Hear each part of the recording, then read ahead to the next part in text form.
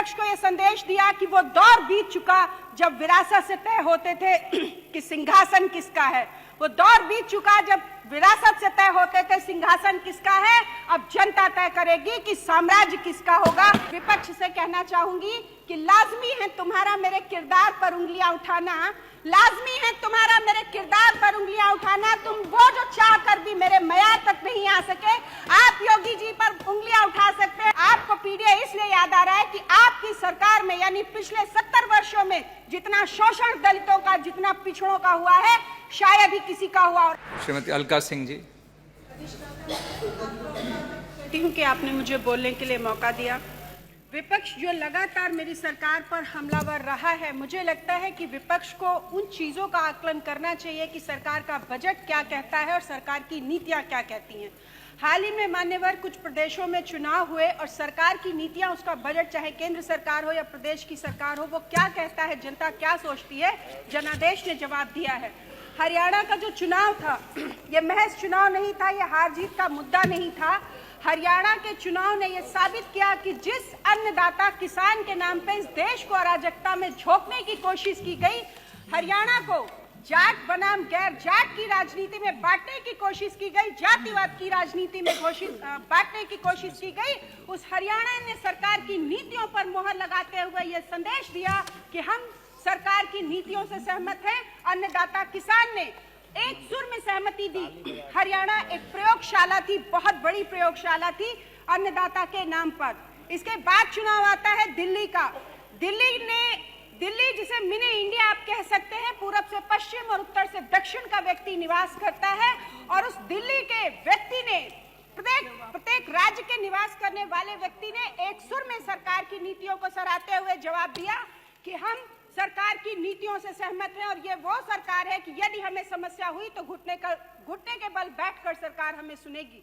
इस जनादेश का विपक्ष ने आकलन ही नहीं किया, क्योंकि उसे तो सिर्फ सत्ता प्राप्ति चाहिए थी, और जनता ने विपक्ष को यह आदेश दिया, जनता ने विपक्ष को यह संदेश दिया कि वो दौर बीत चुका जब विरासत से तय होते थे कि सिंहासन किसका है।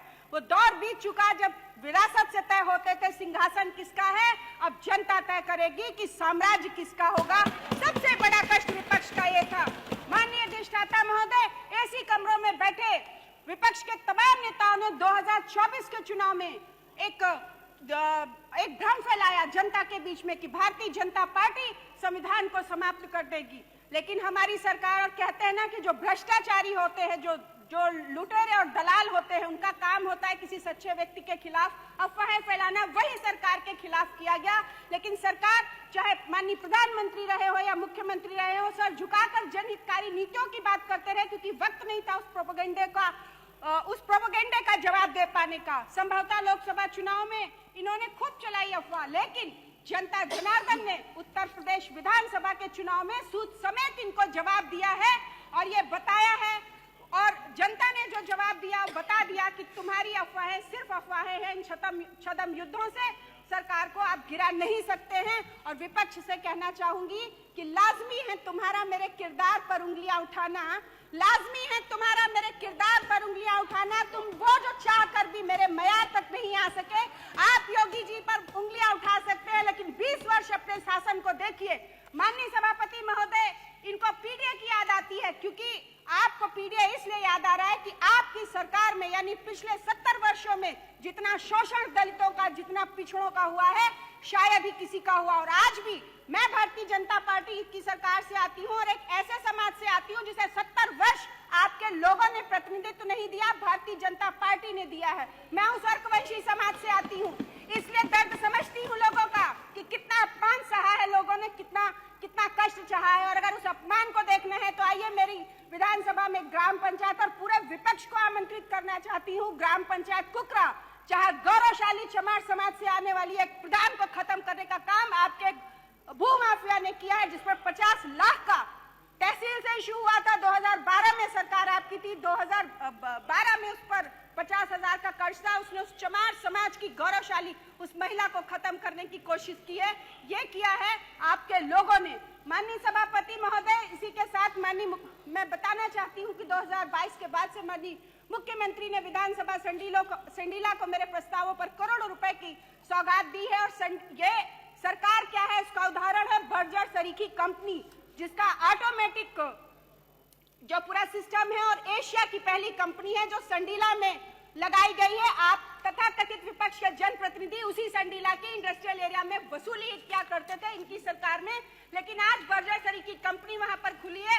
औद्योगिक क्षेत्र माननीय मुख्यमंत्री लेकर आ रहे हैं और हरदोई और लखनऊ से हरदोई हाईवे दिया है। करबद्ध निवेदन माननीय मुख्यमंत्री से करना चाहूंगी, कुछ क्षेत्र की सड़कें हैं जो विपक्ष ने अपने कार्यकाल में इसलिए नहीं बनवाई कि जनता कनेक्ट हो जाएगी तो इनसे सवाल जवाब करने लगेगी। कल्याण खेड़ा महिटा से लखनऊ बॉर्डर तक, रैकवार खेड़ा से कटियार तक, रैकवार खेड़ा से कटियार तक, प्रहलाद खेड़ा से गोड़वा खेम तक, हाजीपुर से देवरी भटपुर तक, बनी से बंजरा तक, जुगराजपुर से रामपुर तक, टिटई से भोगीपुर, हल्दर मजरा छावन से लगाकर रामपुर कौड़िया तक, बमनवा से कुंभर खेड़ा होते हुए बाराही तक। और माननीय महोदय, एक विशेष सड़क है टीकन खेड़ा मजरा छावन से लगाकर सिद्धनाथ बाबा जाजूपुर तक। ये सड़क इसलिए बहुत ज्यादा जरूरी है क्योंकि पिछड़े समाज से आने वाले कश्यप समाज के लोगों का आस्था का केंद्र है सिद्धनाथ बाबा जाजूपुर, जो विपक्ष ने अपनी सरकार के समय कराया ही नहीं। भारतीय जनता पार्टी की सरकार वहां पर कार्य करा रही है।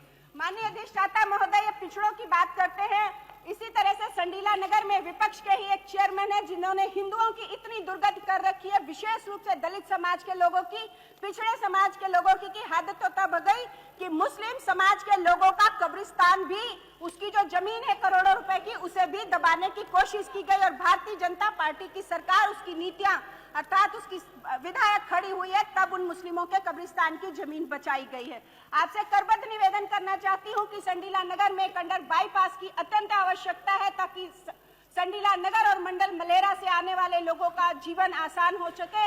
इसीलिए संडीला और इसके साथ ही संडीला नगर पालिका का परिसीमन भी अत्यंत आवश्यक है ताकि हिंदुओं की दशा में सुधार हो सके।